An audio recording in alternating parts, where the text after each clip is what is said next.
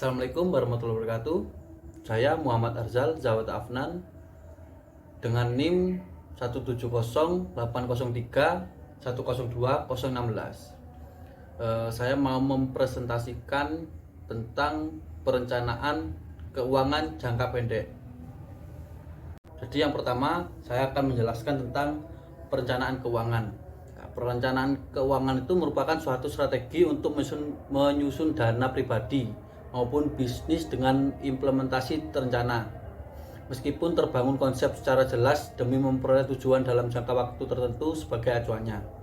Selanjutnya, perencanaan keuangan jangka pendek, yaitu pengelolaan aktiva lancar dan pasifa lancar perusahaan untuk mencapai keseimbangan antara laba dan resiko. Nah, selanjutnya itu ada memperkirakan kebutuhan keuangan jangka pendek. Jadi dalam kegiatan perencanaan keuangan, bisnis plan biasanya didahului dengan kegiatan melakukan prakiraan tentang apa yang diharapkan akan terjadi di masa yang akan datang. Jadi kita harus merencanakan dari awal sampai masa yang akan datang itu. Di sini juga ada prinsip pencocokan atau matching principle, yaitu merupakan prinsip akuntansi bahwa pengeluaran harus diakui ketika pendapatan yang terkait diakui. Tujuannya untuk menyajikan secara akurat laba bersih untuk periode akuntansi dan menghindari salah satu pendapatan selama periode tersebut. Selanjutnya saya akan menjelaskan tentang macam-macam perencanaan keuangan jangka pendek. Nah, yang pertama itu ada tabungan. Tabungan ini biasanya kita menabung di bank. Uang bisa dicairkan kapan saja. Kita tinggal langsung dari bank atau ATM terdekat. Namun, bank memiliki kelemahan, yaitu tingkat bunga rendah. Untuk yang kedua itu deposito. Deposito sedikit berbeda dengan tabungan, karena tabungan bisa diambil kapan saja. Sementara deposito bisa diambil kapan saja, namun dengan jangka waktu yang tertentu, alias ada jatuh temponya. Misalkan kita mengambil deposito 3 bulan, maka uang kita harus tersimpan di bank selama 3 bulan baru bisa diambil. Jika mengambil uang sebelum jatuh tempo, maka dikenakan penalti. Itu untuk deposito. Nah, untuk yang selanjutnya itu ada reksadana. Reksadana jangka pendek itu adalah reksadana yang berkaitan dengan pasar uang. Pada reksadana ini, uang akan dimasukkan dalam obligasi jangka pendek, sertifikat Bank Indonesia, dan deposito. Untuk yang selanjutnya itu ada saham. Saham di pasar modal yang fluktuasi harganya cukup cepat. Saham-saham ini cocok untuk investasi jangka pendek. Untuk yang kelima yaitu emas. Jadi menurut para perencana keuangan, emas itu layak dipertimbangkan sebagai alternatif instrumen investasi saat kondisi pasar modal yang sedang buruk, karena emas tidak terpengaruhi inflasi. Kalau dana sudah dibutuhkan, investor bisa menjual emasnya dengan mudah. Jadi itu macam-macam perencanaan keuangan jangka pendek. Oke, selanjutnya yaitu manfaat perencanaan keuangan jangka pendek. Yang pertama, sebagai bahan pertimbangan. Kedua, sebagai dasar penilaian. Yang ketiga, sebagai standar mengenai kinerja keuangan. Dan juga mengalokasikan keuangan. Jadi manfaat yang bisa didapatkan dari perencanaan keuangan adalah untuk mengalokasikan keuangan pribadi maupun bisnis yang Anda jalankan. Dengan membuat daftar perencanaan keuangan, maka keuangan milik perusahaan akan dialokasikan untuk membiayai segala kepentingan yang dapat memiliki manfaat dalam lini perusahaan. Terus juga peningkatan produktivitas. Nah, peningkatan produktivitas ini dapat menjadi jembatan untuk meningkatkan produktivitas. Caranya adalah dengan merencanakan pembiayaan untuk lini produktivitas yang belum terjamah yang didahului dengan rapat atau kesepakatan bersama dalam setiap pihak yang memiliki kewenangan di dalam lingkup perusahaan. Terus juga ada investasi. Perencanaan keuangan yang baik sudah seharusnya meliputi kehidupan pribadi, pilihan risiko, dan tujuan masa depan. Hal ini digunakan untuk memilih investasi yang tepat sesuai kebutuhan, tujuan, dan kepribadian Anda. Perencanaan keuangan membantu Anda merencanakan dan menciptakan aset keuangan untuk masa depan. Keterbatasan perencanaan keuangan.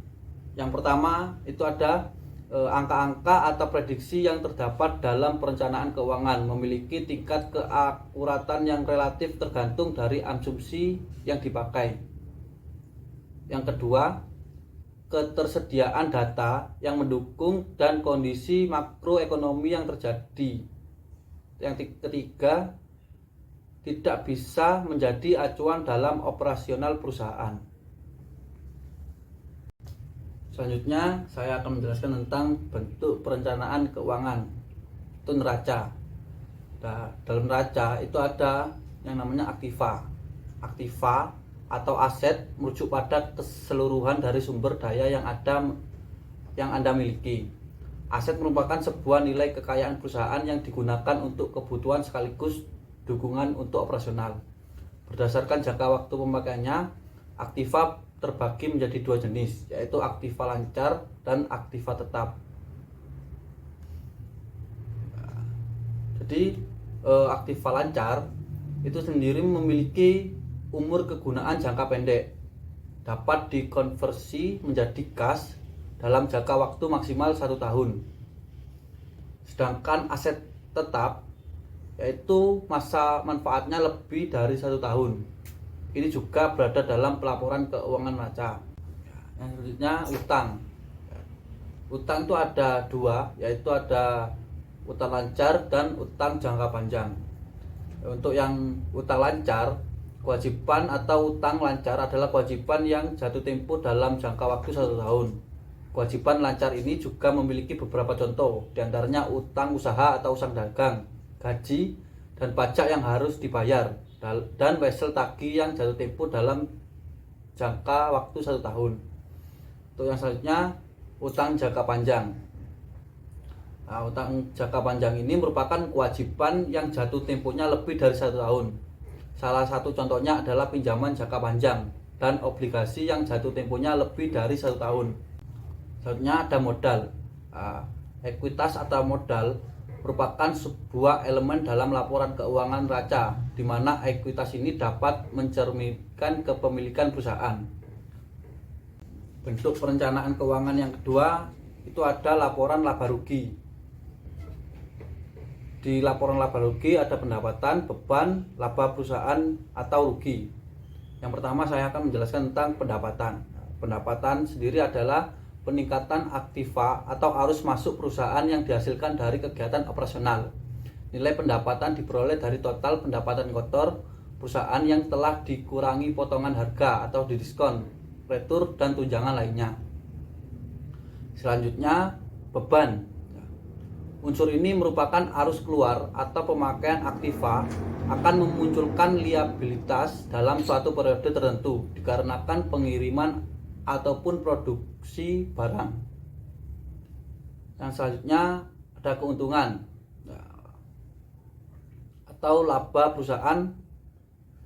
Unsur laporan laba rugi ini hadir karena adanya peningkatan ekuitas karena terjadi transaksi keuangan atau yang dihasilkan dari pendapatan atau investasi dari pemilik perusahaan. Terus yang selanjutnya ada kerugian dari perusahaan. Sementara untuk unsur kerugian yaitu penurunan ekuitas karena adanya transaksi yang dilakukan oleh perusahaan atau akibat dari beban dan pendistribusian kepada pemilik perusahaan. Untuk bentuk perencanaan keuangan yang ketiga ada peramalan penjualan. Peramalan penjualan adalah teknik proyeksi permintaan langganan yang potensial untuk suatu waktu tertentu dengan berbagai asumsi. Hasil dari suatu peramalan penjualan merupakan pernyataan atau penilaian yang dikuantifisir terhadap kondisi masa depan mengenai penjualan sebagai proyeksi teknis dari permintaan konsumen potensial untuk jangka waktu tertentu. Meskipun hasil perkiraan yang diperoleh mungkin saja tidak sama dengan rencana. Oke, itu yang bisa saya presentasikan. Cukup untuk presentasi kali ini. Maaf bila ada kesalahan kata yang saya sampaikan. Saya akhiri. Wassalamualaikum warahmatullahi wabarakatuh.